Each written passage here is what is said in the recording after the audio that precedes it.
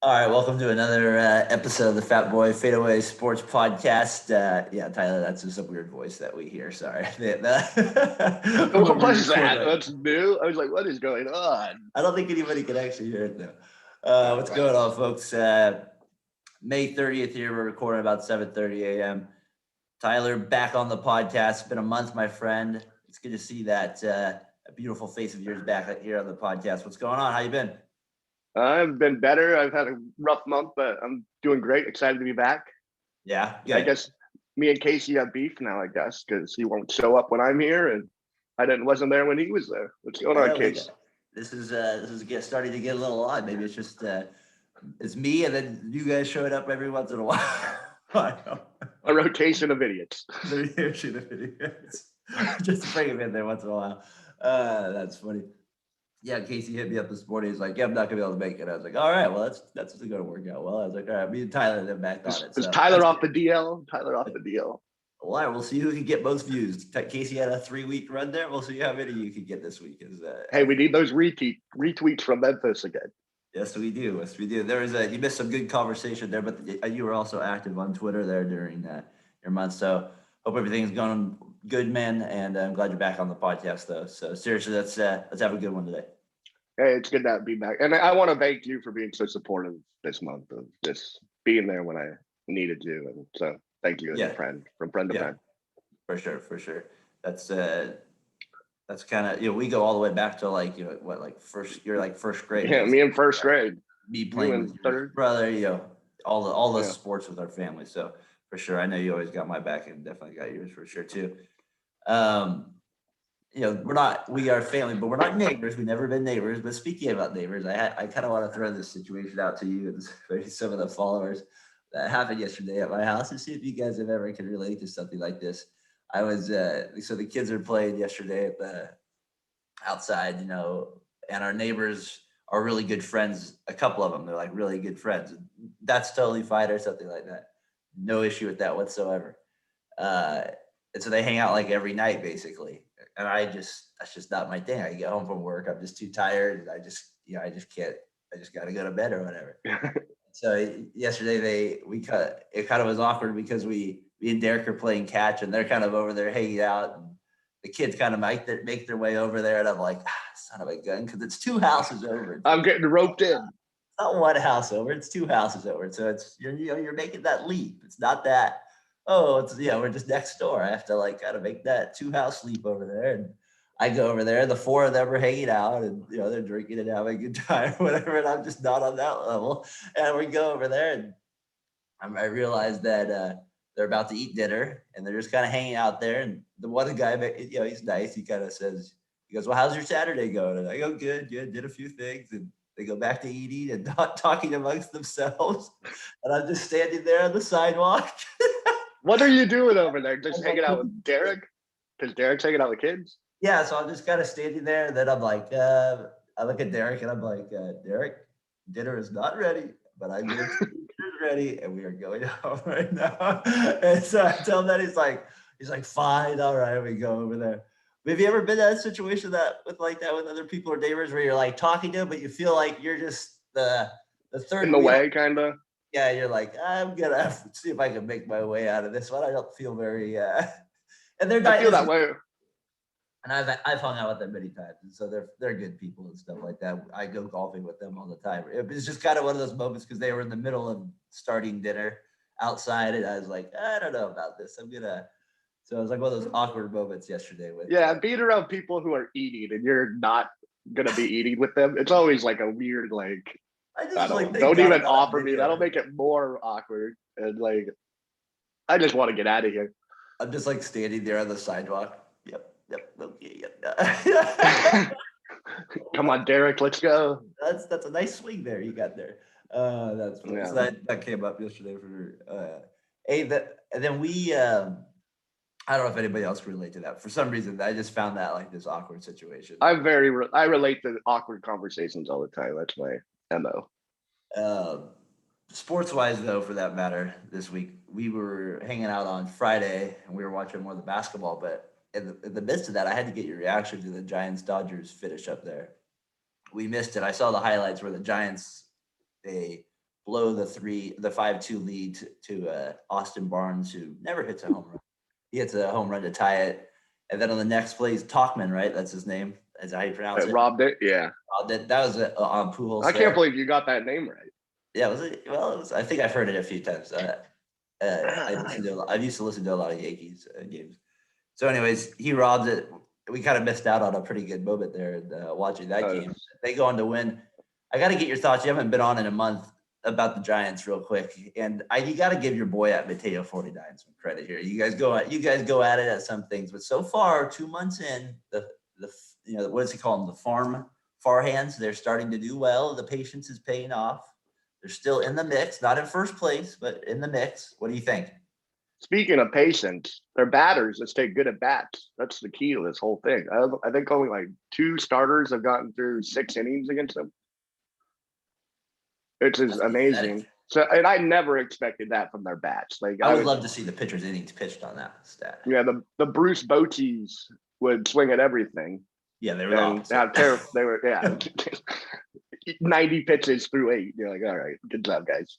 And that's what makes them so good. They get these middle relievers who don't have anything, and they beat them up. It's like what other teams should be trying to do to the Giants, because the Giants bullpen sucks so bad. Aren't you kind of? I'm more impressed with their pitching now. Their starters have been good. Gosman and Wood. Well, yeah. I mean, I know you've been on Twitter. You've been kind of ranting about their on our fantasy baseball chat thing. You've been ranting about their bullpen not doing very good. I mean, are you saying it's good? Like, I'm not saying it's good. I'm just wondering your thoughts on it. The bullpen sucks. I mean, Jake McGee and Tyler Rogers can't be your anchors on the back end. They're just not good enough. Yeah, there's always somebody available you can trade for. You probably feel that's going to be the need they're going to go after. Yeah, like Trevor Rosenthal, like he was great on the Cardinals. Then he went 2 years with being like this +5 ERA guy, and then all of a sudden he's good again, and then he gets hurt. But, like, there's always guys. Or Kimbrel was terrible for a year and a half. But there's always like relievers with nasty stuff that you can go get, and that's what I think the Giants need to do, is just build a bullpen. That's basically. And they're sitting second right now in the West after they came back and beat the Dodgers twice there. So I don't know. I was thinking that you got to be pretty surprised after where they're at. I'm stoked. I'm happy. It's fun to watch. You feel like they're too much at their peak though. I think it's a house of cards, just waiting for one to get flicked and going down a little bit. Yeah. Any injuries to the starting staff are in trouble. I was thinking about you as well last week, because Phil Mickelson, going to a different sport real quick, he won the PGA. I didn't get to watch it. I don't have CBS last week, but 50 years old, oldest guy. I thought Jack Nicklaus was. He must have passed him, right? Yeah, Jack was like 46. 46. Okay, so he wins when he won the Masters. He wins this one at 50. But the thing that really caught my attention that I wanted to talk about for sure, probably when you saw it, was the Koepka DeChambeau thing, where I love the beef. Like, there's legitimate beef. The YouTube video where Koepka is being interviewed, that's what it started with, right? I mean, last week, that's what it started with. It goes back. That's what started this all. So basically, they're just two golfers they're younger, they're pretty good. They both have won majors.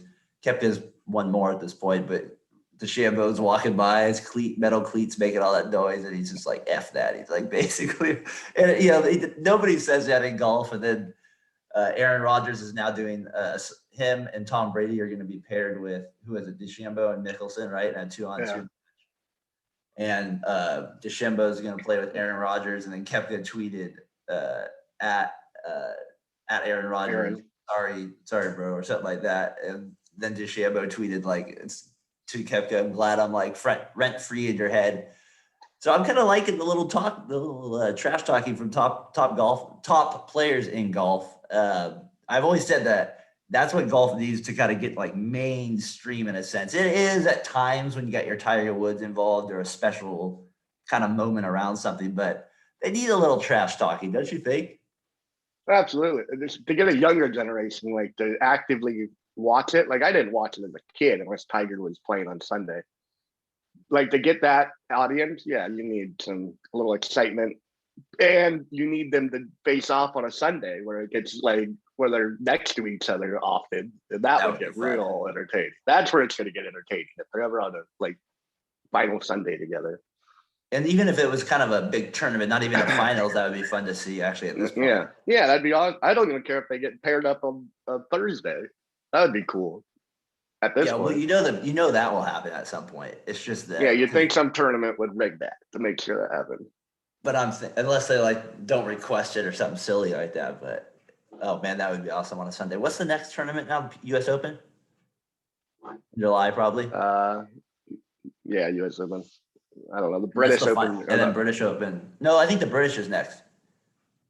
I thought that was normally in the winter though, or like it's always raining. It always feels like it's a winter. I guess that's Europe for you. It's damn Europe over there, so it's always raining there. Remember that one year they did it in Scotland, like 50-mile-per-hour winds. That would be the worst, man.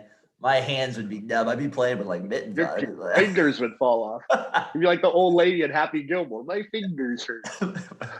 I'm like playing in Eskimo gear. That's probably what I would be doing.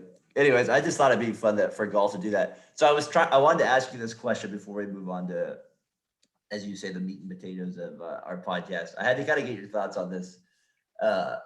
What's kind of a random sport that you've tried to watch on TV? Like maybe try to follow league-wise or something like that. Like even like maybe I'll give you like, let's say 7 days you put into like maybe trying to watch and follow the league, or maybe a little longer than that. Is there one that you followed it like you couldn't do it? I've watched like when ESPN starts airing those lacrosse games.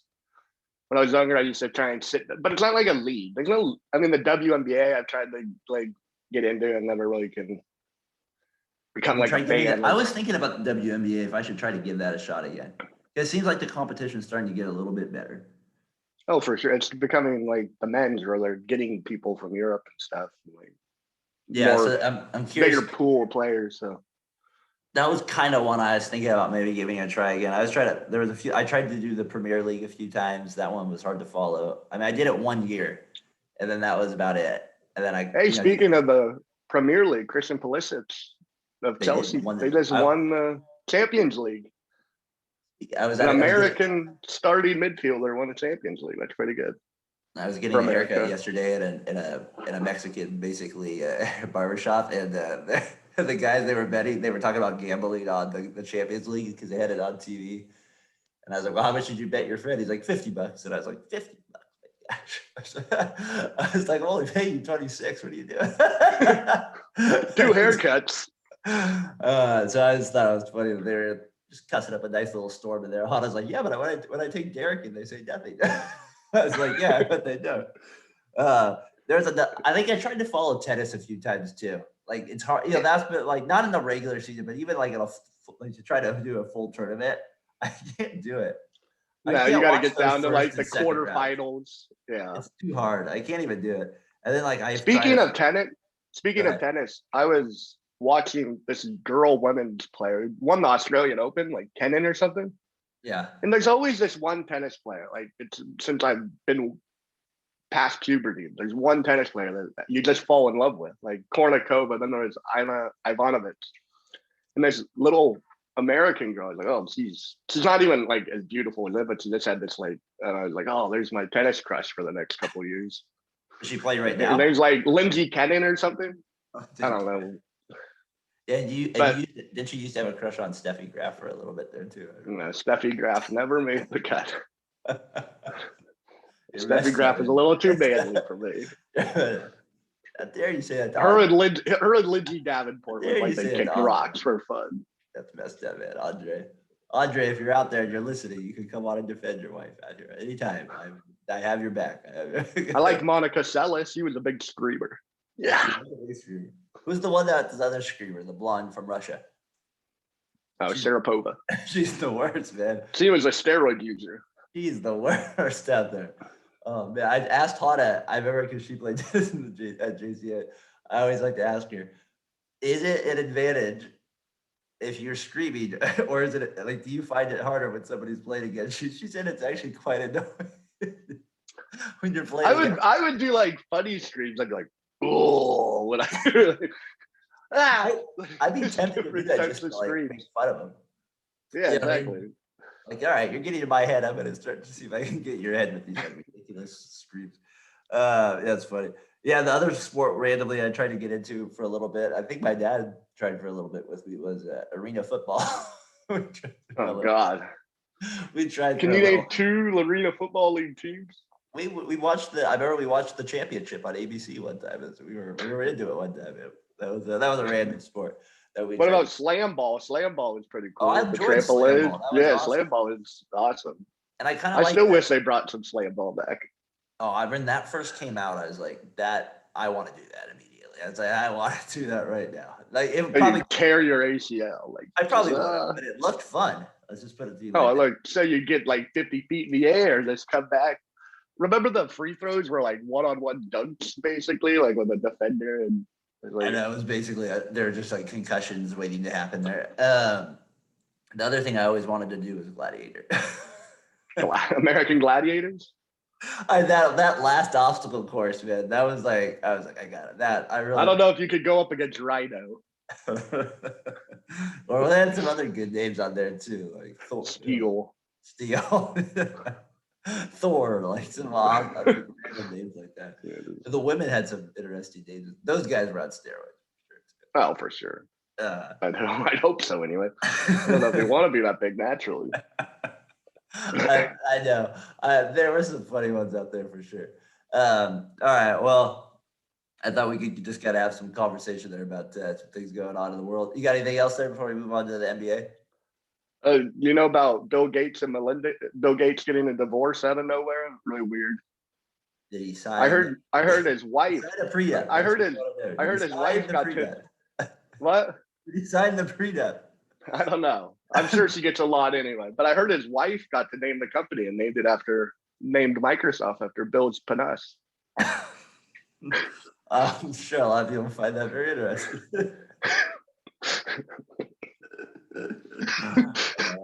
It was just something funny that I came across. It's all allegedly. I don't know for sure. All legend, I'm sure it is. Man, if he didn't sign that, that's a lot of money. Then I'm just gonna say that. She's gonna be like the 6th richest woman in the world. That's like my favorite episode in Seinfeld or Seed is when George wants to marry this woman or something, and he talks to Kramer about it, and Kramer goes, "Well, you got to make her sign a prenup." He goes, "Well, that's how you know she's faithful to you." And he goes, "A prenup?" And he goes, "Okay." And so he goes to her and he goes, "I want you to sign a prenup to the girl that's in a different seat." And she starts laughing at his face. She goes, "A prenup? I make more money than you." He didn't know what it was. I thought that was hilarious.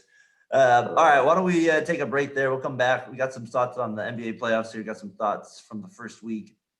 We'll kind of check in on some of the series, and then we'll get into some of the best bets I think for the week, and also kind of your Draymond Green thoughts. You were big on Twitter the last couple of weeks with Draymond there, so maybe we can get your thoughts on him as well. So, all right, when we take a little break here, we'll be right back. All right, we're back here on the podcast, NBA meat and potatoes part. Playoffs started this week. Hasn't been that many good games in my opinion. If I'm being completely honest, been some interesting players, how they've been performing, such as Morant and Dylan Brooks and from the Memphis side. And we'll get into all the rest of the teams as well. But I kind of wanted to see what series you're locking in on right now. I mean, it's got to be Denver Trailblazers. 2-2. Nuggets Trailblazers.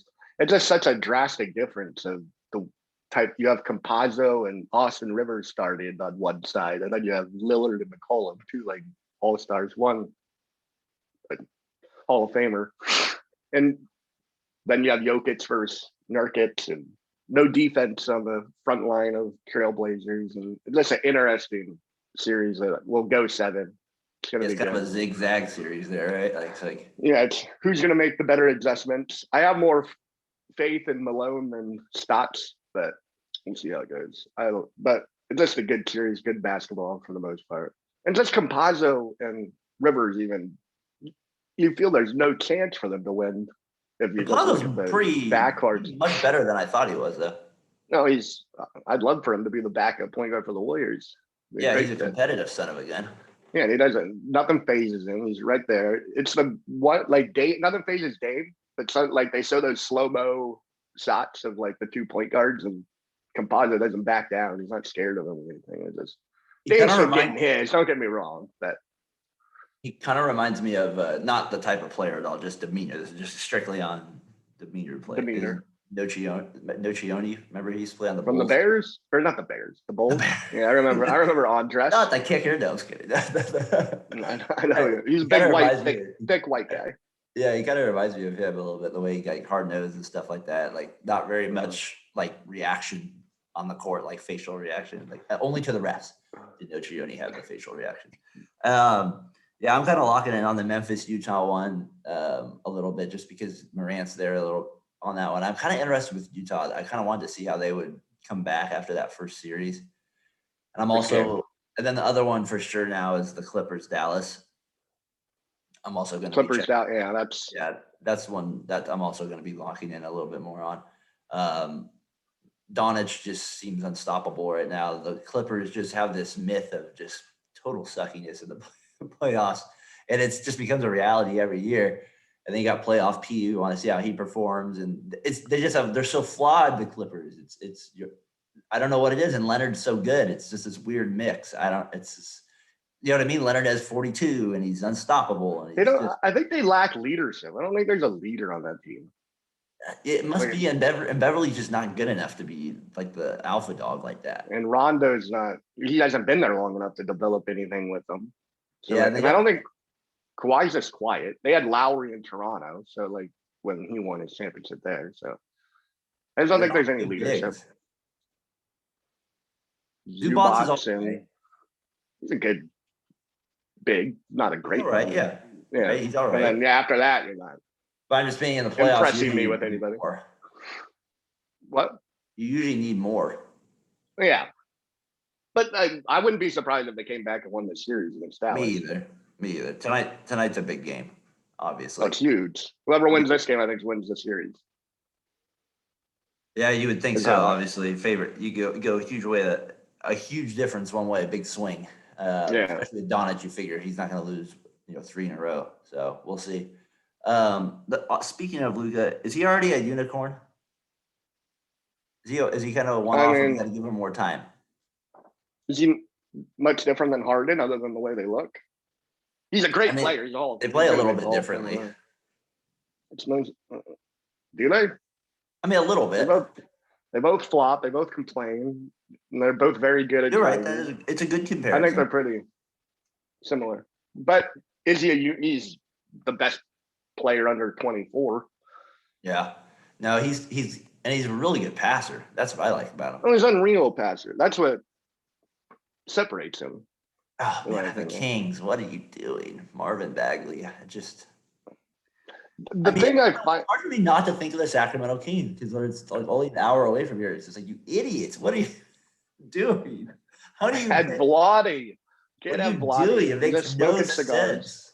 This is obvious from the get-go. You had to have seen this in evaluations. The Hawks drafted him and traded him. That's kind of like. But it just doesn't make sense to me. There's something that wasn't there for that to happen to me. Ayton made sense at one, but anyways, we're getting off the rails. What do you think? What's up with Porzingis? He doesn't look right there to me. I don't think he wants to be there anymore. I think he's lost the step. I think he could do the Blake Griffin, go to Detroit, get 20, and be on a bad team. I think he's just done. I don't think he has much left in him. What do you think about him to the Warriors? Do you think that'd be an intriguing one? What are we losing? A Wiseman. Yeah, that'd be intriguing. You might get motivated. He's good. I'm not saying it's a great. I'm just saying you're in the more that Adam time frame, right? Yeah, for sure. But the only problem with Porzingis is you need more of a defender. He's always injury prone. But I would feel like if you added him with that starting five, then you're looking at something a little bit pretty good there. I have a feeling him and Draymond wouldn't mess very well. Probably. Just a little feeling that they're not gonna get along. Draymond wants somebody he can beat up a little bit more, like a JaVale McGee. Yeah. Wants somebody somebody can kind of talk to. In some ways, I kind of hope they keep Wiseman just to kind of have another somebody after this era ends that they can kind of build with. But yeah, we'll see what they end up doing there. A couple other notes from my end, and then you got anything NBA wise? Yeah, the first thing was this first round just so compelling because like the 3 of the 4 like future Mount Rushmore guys I have like that are under 22 or 23 Yeah. are all playing and they're all playing very well. And Doncic, Tatum, and Ja. My fourth would be Zion, but he didn't quite make it. Like as the future of the NBA, and it just it's fun watching these 3 guys just how hard they play. Yeah, and Jaw to me is the most intriguing out of all of them because he has to Intriguing. he has the highest kind of ceiling to me out of all those guys. More than Doncic.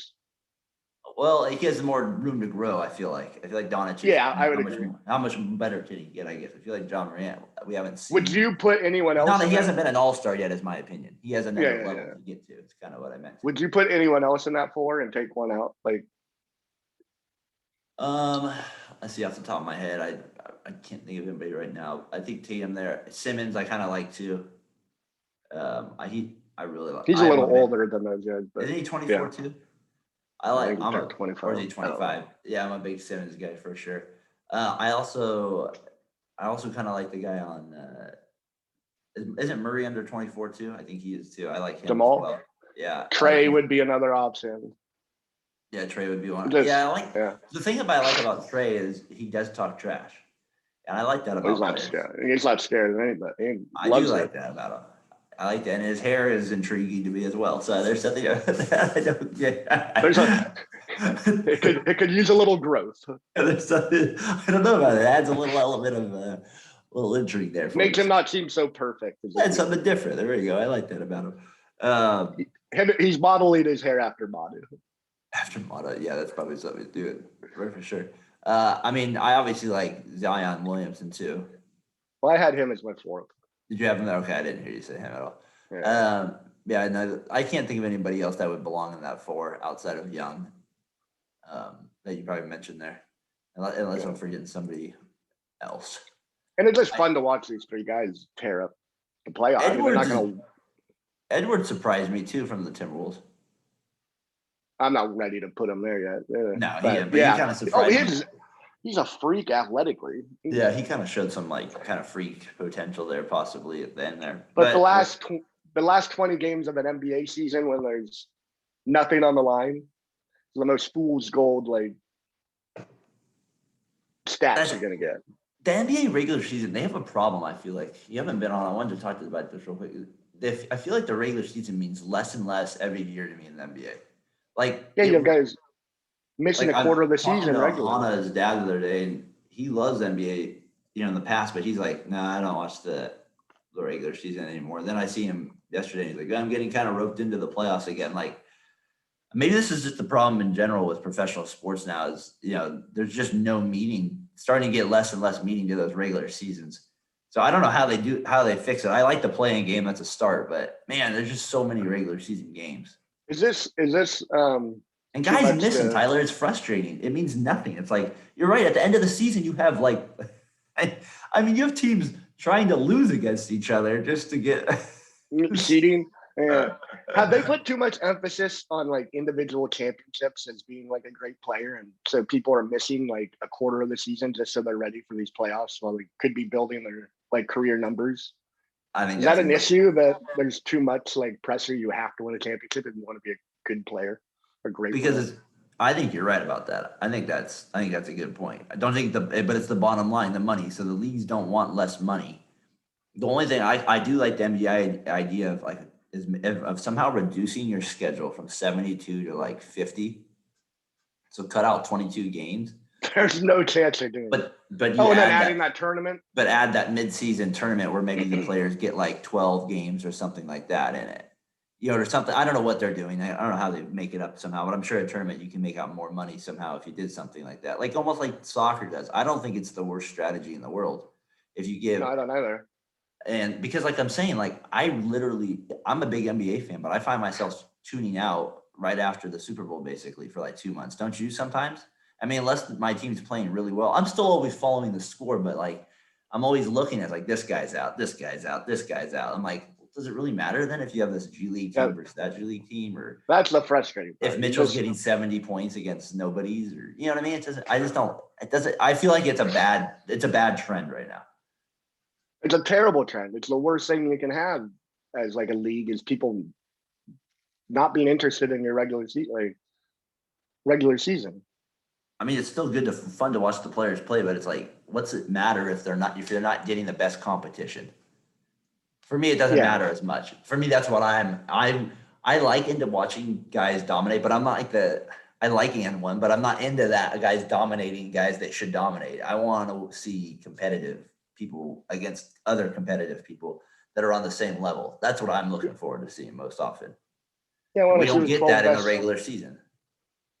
No, not at all. Those sit out primetime games, just like it's weird. I don't get it. I think there's too much emphasis on individual championships, and so there. Yeah, no, that's a good point. Like back in the day, Jordan played 82 games, like almost every season, unless he had a significant injury. Like his second year, he broke his foot, and then the Wizards he did something. But other than that, he like played every game. Look at this year. Like, what is one of Jokic's big MVP points? He played in all the games this year. You know what I mean? It's like, that's just, you know what I mean? Like, it doesn't really.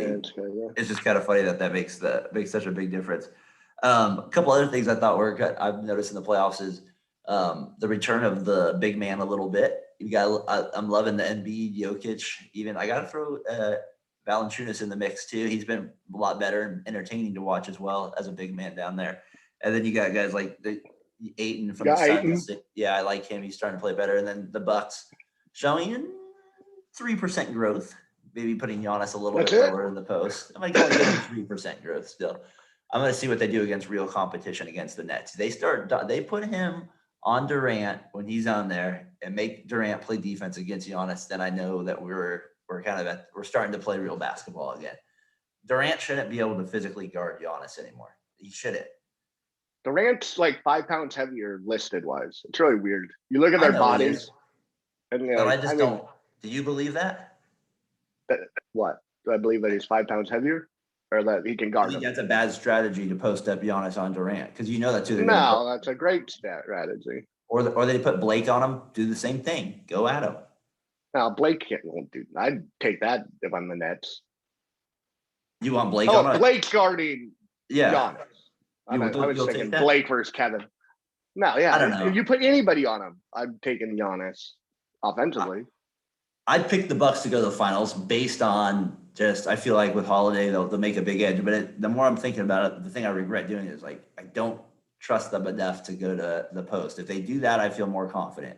I'm not saying they have to do that all the time, but when there's a mismatch, stop what you're doing, ding, ding, get the ball to them. Because the Nets switch a lot of things. So just wait for the switch and go to work on, you know what I mean? Because get him the ball. He'll get people in foul trouble. He's literally a freak. I mean, he's got a great nickname. He is. Because literally from the free throw in, like he just needs one step and it's an easy at the rim. So he's the most obvious there. Let's take a quick little break and we'll wrap it up with the rest of our NBA thoughts. All right, we're back here. Finish up with some NBA thoughts here, and then some bets for the day that I found intriguing. Chris Paul gets hurt again this week. He's still trying to play through it. Hurts his right shoulder. Gets the good old suction cup there. Therapy doesn't quite work. Unfortunately, it's also a shooting shoulder, passing shoulder, primary dribbling shoulder, and passing and shooting shoulder. So not a good combination there for Chris Paul, who always seems to get hurt in the playoffs the last 5 years. Here's his list of injuries, Tyler. 2015, they beat the Spurs, but he hurts his hand on the play. He's out versus Houston the first 2 games. And then that's the series they go on to lose to Houston when they're up 3-1, but he was kind of banged up during that series. Then he also in 2016, the next year, he breaks his hand against the Clippers. They're up 2-0, or against the Blazers. No, they came back and beat Houston 3-1, I thought. You're right. Josh Smith became the best player in the league there for a few days. I remember I was at Applebee's getting drunk watching that game, and they were up by like 20. They were up by like 20 going into the 5 minutes left in the third. I was like, see you, Houston, and then. Well, it was going to be the Warriors versus Clippers. Yeah. And I remember Clay after they blew it was, well, they had their shot. So, anyways, Paul breaks his hand in 2016 against the Blazers. They were up 2-1. They were a 4 seed that year. So they end up losing to the Blazers after that. And then obviously the big one, 2018, the hamstring injury against the Warriors there in the Western Conference Finals. That kills him there, and they end up losing that series. He can't come back and play, and he's out. It just kills him. He was so important. He was playing so well, and he just at that point he wanted it. So and then this year he obviously gets hurt again. Not saying the Suns would have beat the Lakers. I still think the Lakers obviously were favored, but they obviously have no shot without him. Don't you think? No, none. Is he the most unlucky superstar? Man, he's got to be right up there. He's got to be right up there. There's got to be somebody else I'm forgetting right now, but off the top of my head. But I mean, there's guys who had bad career injuries, like Grant Hill and Tracy McGrady. No, but you're right. This guy's healthy the whole year, and then every playoffs, it's some weird injury. Yeah, you're right. I was gonna say Curry, but that was some of his run in the regular season too. There for a little bit. Yeah, and he got to play through playoffs and be healthy. And yeah, Paul's just. You're right. He's just super unlucky that he. It just hasn't. I thought Mike Conley didn't he have a little run there where he felt like he was hurt there for a little bit. Darren Williams, but I don't think all his were playoffs too. So you're right. He might be. He probably is the most unlucky. That was 3 injuries I just mentioned right there, and then the fourth if you add this one. He's trying to play through it, but he's not. He's obviously not the same. Barely play. Cameron Payne's more effective. He's played pretty good. He's played pretty good. You gotta like him. Played great game too. Do you think they win today? Do they tie it up? No. The season's over. You look bored on that question. I'll move on. Season's over. Do you think they'll win today? I think they will. I think they win today. I think they tie it up. In LA. I think the Lakers are. Well, the guy Savage has a theory about the Lakers where they win 2, and then they lose, and then they win 2. So I'm gonna go with his theory. I'm gonna believe him. He's a Lakers fan / Grizzlies. So he watches more Lakers games than I do. That's probably for sure. So, hey, we're going to save your thoughts on Draymond, I think, for next week, just because Casey will be back on it. I think me and you and Casey together will be a little better about it. But what do you think of the Warriors losing there to the Grizzlies and the Lakers? You watched the game. Just your quick thought on the Warriors season review from your side of things. The Lakers game, it was a great game. It was fun, entertaining, great basketball. Curry showed up. LeBron showed up to a certain extent. He made that big shot. AD didn't really show up, partly to Green. It was a fun game. The play-in game, what do you think of the play-in games? You haven't really been here to answer it. The play-in games were great. Now Steph Curry's not in the playoffs. Is that a good thing for the NBA? I don't know. Probably not. No. If you think about it. So but Memphis, Utah still has drawn pretty well, I think. Has it? I doubt it. I mean, not as good as probably if Curry was on in the Warriors. Memphis has been good, and they deserved to be in. They did what they had to do, and they played better against the Warriors. They beat the Warriors. So, what do you think about the theory that if you're the 7-8, they need to switch that up where the 7-8, you know what I mean? Like that's a harder. The loser of that game, it's harder than to recover than the 10-9 winner. Like they're coming off a win. This team's coming off a loss. They've played a better team. They've played a worse team. So what do you think? You think the 7 should play the 10 and the 8 should play the 9 and the winner? I've heard that theory thrown out. I think it just kind of played out that way. You know what I mean? I don't necessarily think that's a fact of what will happen every year. So I think it's easier to come off a win. Your thoughts on it? I think it's easier to come off a win and play, but I think it's better than doing the 7-10 versus 8-9 and that way. It would have been better if the Warriors were like the 9 seed. And they got to play the Spurs and then play the Grizzlies at Memphis. Yeah, they might have lost to the Spurs. You don't know. I'm not saying that exactly. You don't know, but I'm just saying would that have been better? Absolutely. I mean, if you look at the matchups, if you look at the matchups, they got the Spurs and the Grizzlies, and some of the Lakers and the Grizzlies. I think they just really wanted the Suns. Now you really want the Suns. Yeah. In this, it's not very often the NBA favorites are going to be in this playoff. See, like Curry and James. Yeah, it's not like, especially the Lakers. Like they were the best team in the NBA coming into the season. I feel like if you have 7 seeds in there, you'll probably have some pretty decent players that will fall to the 7 seed. Like the Spurs would have had to be in that playing game one year that beat or that they played the Clippers. There would have been some interesting ones there. We might not have had. Yeah, I think you'll get players. I just don't think you'll get teams like that are of Lakers caliber. I wouldn't like the playing game if they if they took that. Remember, if I said they took the NBA playoff or the season down to 60, then I would not want the playing game. The lower you have a regular season, then that draws more importance. So at that point, I wouldn't want it as much. A couple things I wanted to get into was bets of the day for NBA. There's a couple intriguing ones. Last week, I told Casey I thought taking the Sixers at plus 800 to win the NBA Finals was a pretty good bet because just based on where they're going to land, they're going to probably be in the Final Four, right, of teams. Yeah, they're probably playing the Knicks or Hawks next round. So they are playing the Knicks or Hawks next round. Unless you come up with something, unless both teams decide to quit. But either way, they're going to make it to the Final Four.